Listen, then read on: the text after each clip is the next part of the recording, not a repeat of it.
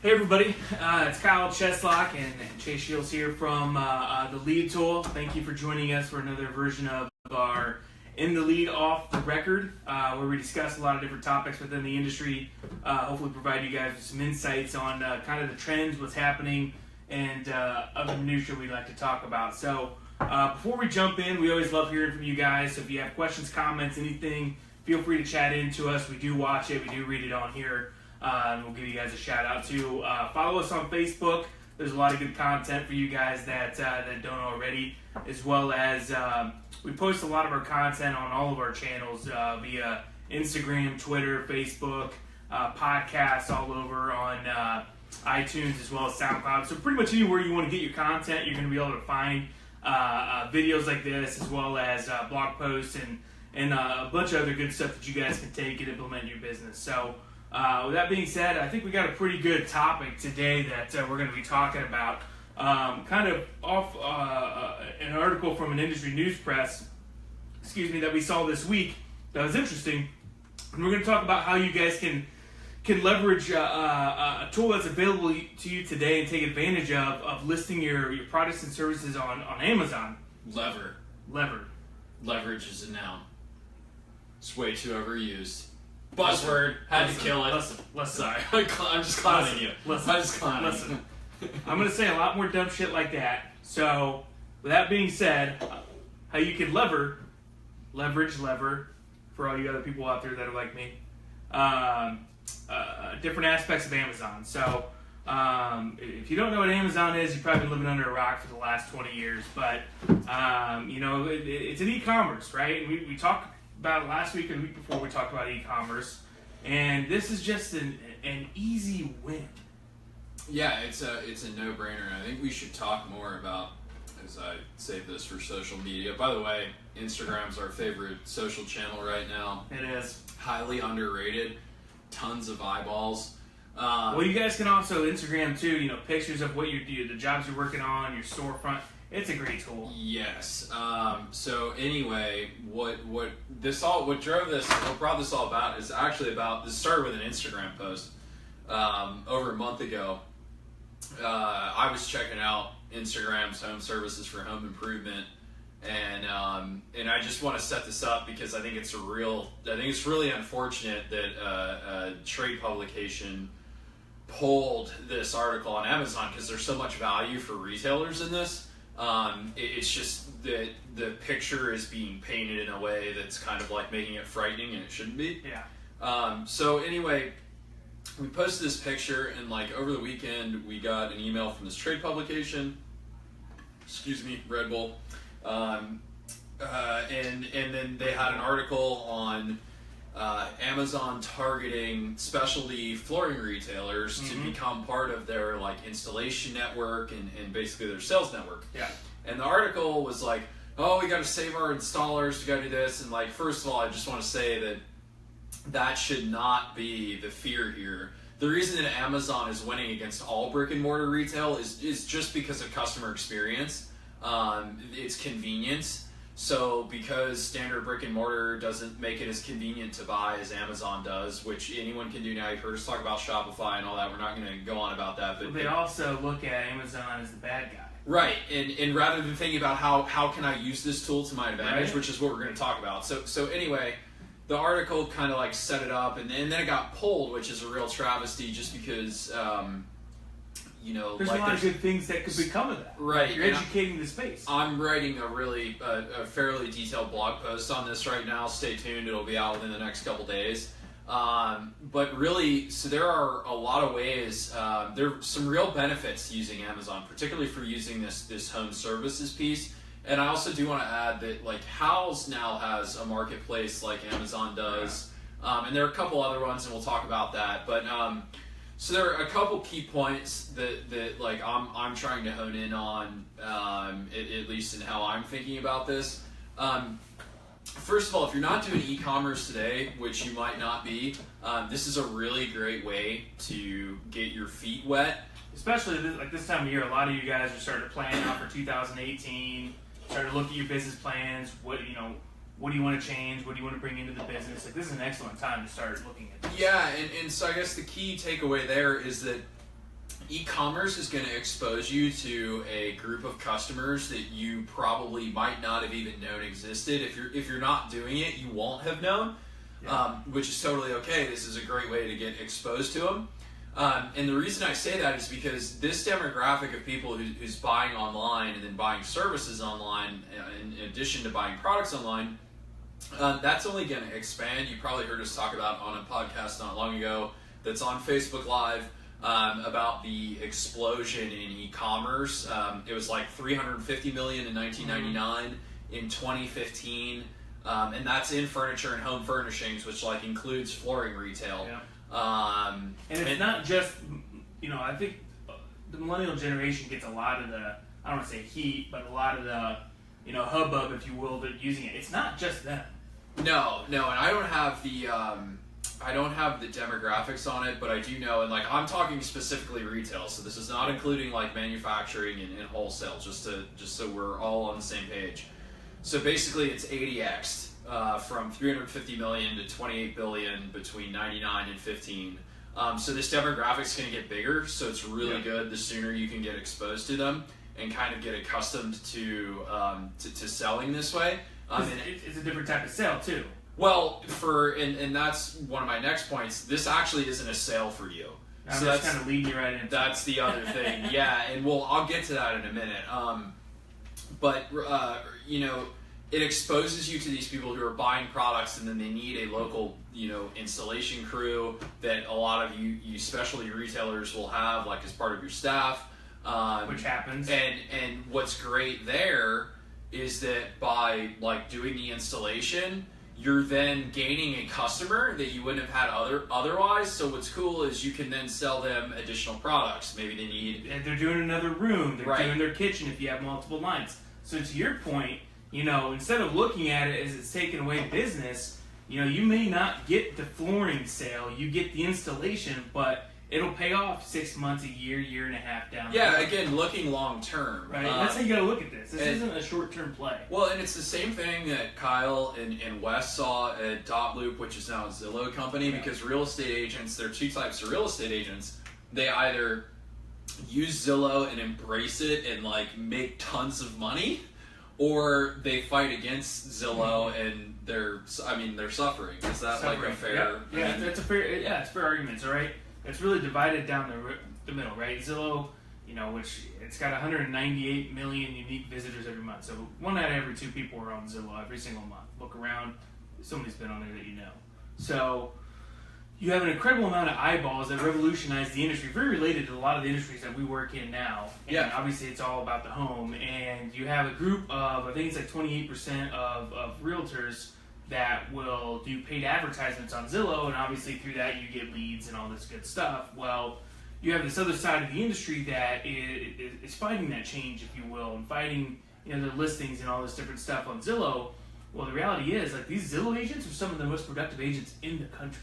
Right, they're just using the tool. It's like Amazon. 100%. Amazon is really like just a tool. And they debuted a new feature where a consumer can sell their home directly to an investment bank, if you will, and Zillow's feeding this lead down to the realtor, but essentially it allows the consumer to stick to the realtor. Well, there's two ways to look at that. A, you're cutting the realtor out of the business and get all crazy and upset about it. Or B, you can now leverage that into saying, hey, Mr. Consumer, if you do that, you're going to lose 20% of your home value because you're not going to get market price for it. What I can do, and then you're pitching yourself, right? Yeah. And that, in turn, has catapulted a lot of these agents into creating revenue for themselves and their families beyond their wildest beliefs. I mean, there's whole brokerages created on it. So there's 2 ways to think about this, and coming back to Amazon, that's kind of where we're at now. There's 2 ways to approach this. Yeah, and the thing too is, like, you might be really busy and you might be short on installers and stuff anyway, and that's cool. Like, I know right now the market's kind of hot. Starts were down actually recently. That just came out. Yep, in July. So keep in mind, like, whether if the market stays hot, great. If not, keep this stuff in the back pocket for when it's in your back pocket for when it slows down, which inevitably the market's going to slow down at some point. So, like, it's good to know either way, and even if the market stays hot, do understand more and more people will be buying products this way, whether it's flooring, windows, doors, prefab kitchen cabinets. So anyway, the key takeaway for this first point is that Amazon does like two things for you. First and foremost, it gets you in front of a customer that you wouldn't have gotten in front of otherwise. And the second thing is it gives you a great like entree into e-commerce. So keep those two things in mind. And part of that too is then you have a customer that you can sell because you've got a relationship with them. A lot of times that's the hardest part. And now you can actually sell them something else. So here's a good point too, and you want to talk about potentially getting a customer you otherwise wouldn't have. I threw up the stats on the eyeballs that are on Zillow. Amazon's got similar. They got 187 unique visitors every single month. Now, granted, they're not all looking at home services, but that's 187 million. Like, there's a fraction of that is that you're just not getting today by osmosis. Yeah, and I think a lot of product searches actually start on Amazon. 100%. So and we're talking mainly here about like becoming part of their home services like professional network. Yep. But obviously there's the flip side of actually selling your products on Amazon. But for the context of this discussion, I think we'll stick with the home services. But that's a great.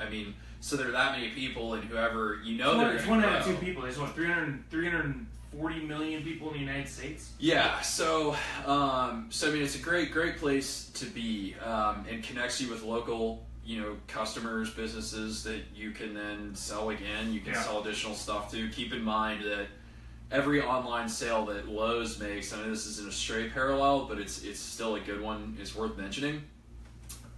For Lowe's online sales, 60% of them pick up in store. 40% of those buy additional items.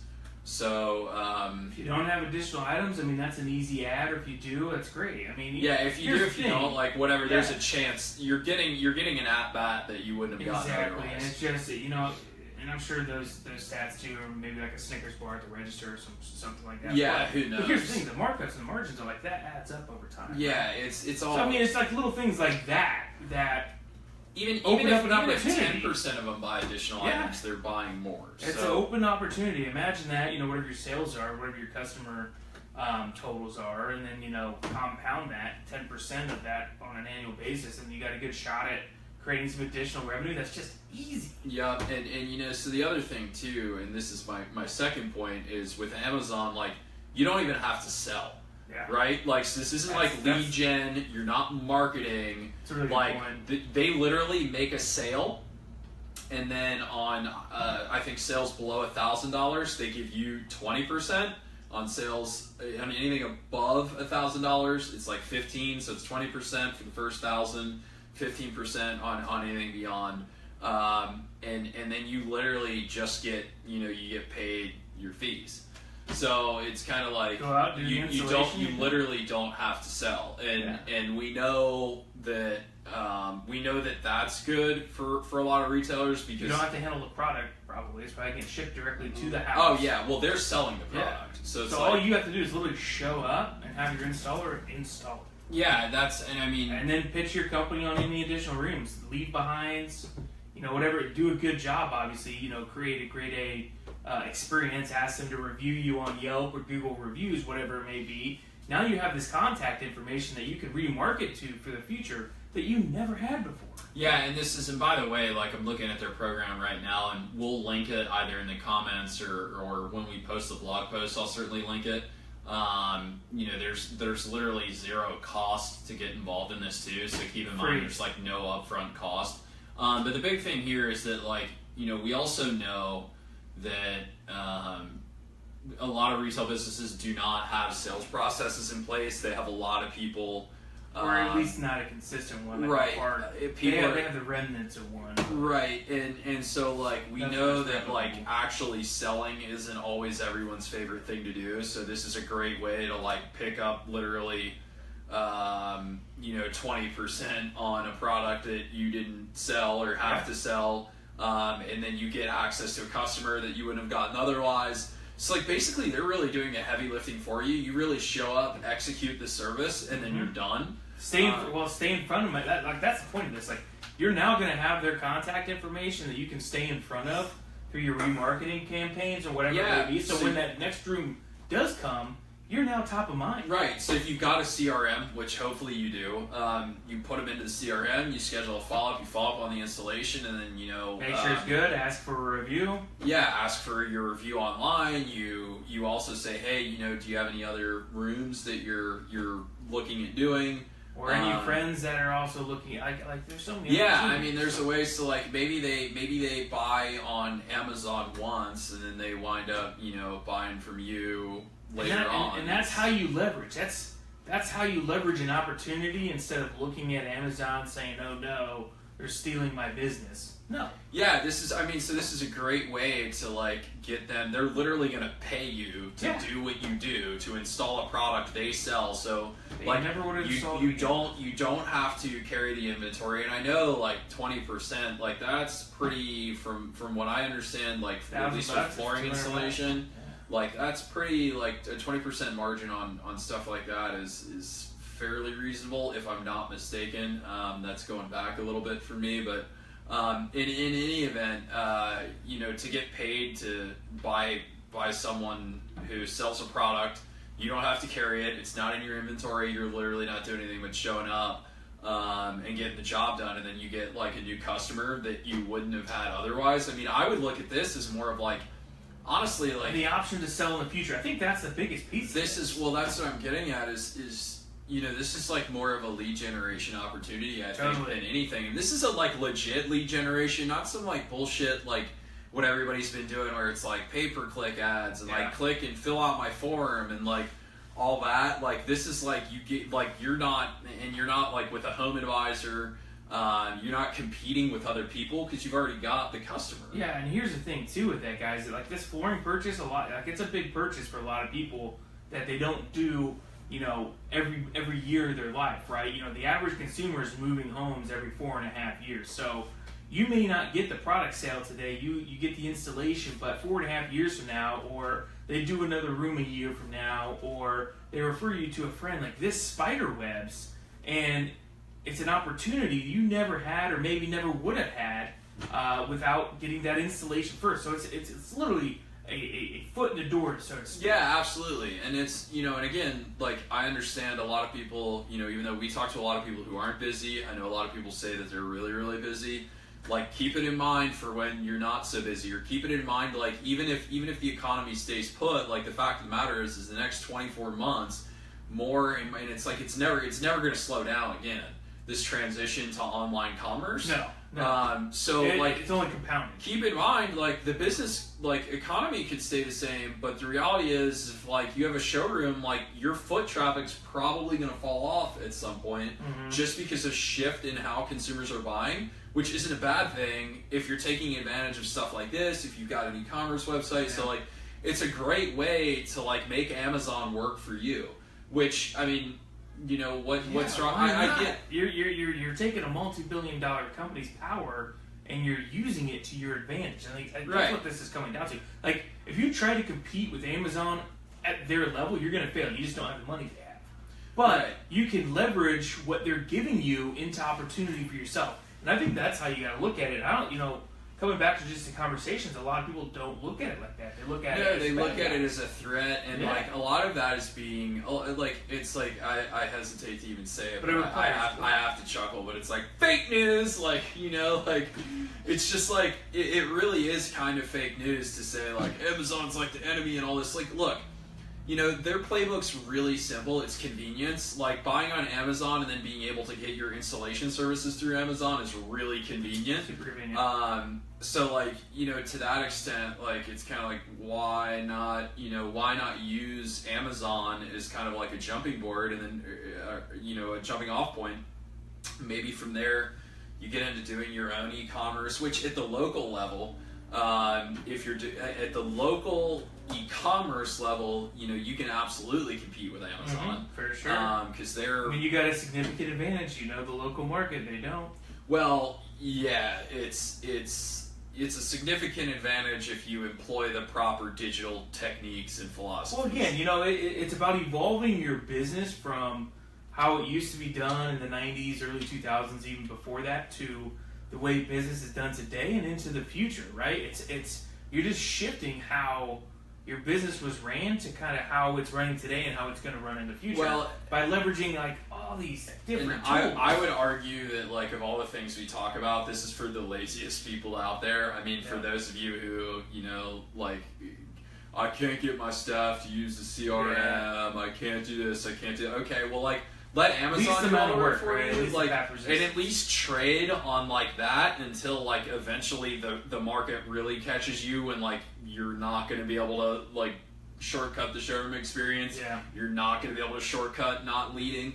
Because you're not going to be able to rely on your manufacturers forever. No, well, they're all going to go direct anyway, and so at least the smart ones will, and they have to. But anyway, my point is that this is literally the easiest, lowest cost. It doesn't cost you nothing.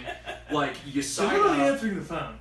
Yeah, you get. I mean, Amazon sells everything for you, and then they give you a cut. I mean, this is a no-brainer. So, like, use that shit. Yeah. Get going. I'm sure Hal's is going to be right behind him. Mm-hmm. Let's look at Hal's while I've got it up here. But they do have, I mean, they now are doing e-commerce on their site. I know a lot of people love Hal's, and it's like Hal's is literally doing the exact same thing that Amazon is doing. Yeah. I mean, that's literally it. And you can sell on Hal's. You can sell products. You know, you can do. So Hal's would probably be more of a place that you would want to sell products. But I can assure you that if there aren't people selling services on here, Amazon sets the pace. It's gonna happen. This is gonna happen. Whether it's today, tomorrow, it doesn't really matter. It's gonna happen. It's well, I mean, they have advertising for local businesses, but like realistically, what's gonna happen with Hal's is if you're selling flooring on Hal's, like let's say someone's doing that, like they're eventually gonna have, do you want to buy your installation through Hal's because Wayfair's doing it, Amazon's doing it, like Hal's if they're gonna compete and they just raised like $500 million. And let me put that in context. I know we talked about that a little bit, but I was just speaking with someone else about this yesterday, one of our customers. Mm-hmm. I was like, the thing, and I know it's repetitive for you, but for those of you who didn't hear me say this last time, like when I talk about Hal's raising $500 million in financing, these venture funded or venture capital funded businesses like Hal's, that's how Amazon started out. They're now public, obviously. Wayfair is public but was venture backed. That means that they have like other like institutions money, they have individuals money, they have investors, they have boards, and these investors and boards demand growth. So that's why I can sit here and say like, they don't like, let me put it this way, companies like Hal's and companies like us don't have the luxury of being like, business is good enough, we're busy. Like, we literally have to grow all the time, or we get railed by our boards. And there's always a new company trying to innovate and do something differently. For instance, there's a new company out in San Francisco that is basically a design shop through an app. Essentially, as a consumer, I can take a picture of my living room in this app, and then they have interior designers on staff that will design the room, and you can actually, if you like it, you can buy one item, you can buy all the items, and it links to maybe Amazon, I'm not sure, but it links to the actual items that you can purchase in the app. So there's always something next. There's always something, somebody trying to figure out a way to do it easier than it's done today. Yeah, and that is just because like as a venture-backed company, you really like, you've got to be fast. You got to be out for blood. Yeah. Like, so that's the way it goes, because I can assure you the people backing them will be out for their blood. If not, they'll find another company that does something similar but better and invest in that. Yeah, and that's kind of the way that it goes. So, like, that's why we know when we say, like, Hal's is going to have to do this because Amazon's doing it. Like, Hal's is trying to be the premier place for home furnishings and stuff. So they're not only going to look at what Hal's or Amazon's doing, they're just going to try to come up with something different and better. Right. Like, it's a natural innovation. Right. That's the way it goes. So anyway, I would stay tuned because I'd be willing to bet Hal's will have something just like this very soon. But the moral of the story is Amazon is a very low cost way for you to get your business out there, and I would argue that if you're spending money doing lead generation, Like, we have customers who will spend tons of money on like Google AdWords and stuff like that. I would say that I would invest more in stuff like this, even though Amazon's like zero cost to you. But the real trick there is then you're getting, by participating in this program, you are getting customers, like you're getting an actual customer and you're getting paid on top of it that you wouldn't have anyway, that you can then go sell again and like remonetize, remarket to, get them back at the top of your sales funnel. So I think it's like a tremendous opportunity for retailers, and I hope people in the press with some broad reach will like cover that a little bit more, because it really, like, making tools like Amazon work for you is I think like a massive benefit, particularly to anybody who's looking to grow. Yeah, couldn't agree more. I think that's a good word, a good place to stop. So. Cool. Well, yeah, well, stay tuned. This will all be kind of like wrapped into a blog post. We may turn this into a series. I think there are probably some other we can tools. talk about maybe, a lot of different things. yeah, just like way to make these so-called like competitors or enemies. They're actually probably like platforms and tools you can make work for you. Yeah. So we'd love to be able to shed some more light on that for any of you that are interested. Absolutely, and give you guys some wins, right, that are easy to do. So, with that being said, give us a like, comment. Always love hearing about you guys. Thanks for joining us today. This will be up on all of our other channels, all at the Lead Tool across the board. So, otherwise, thanks, guys, and we'll talk next week, Wednesday at 3. Thanks.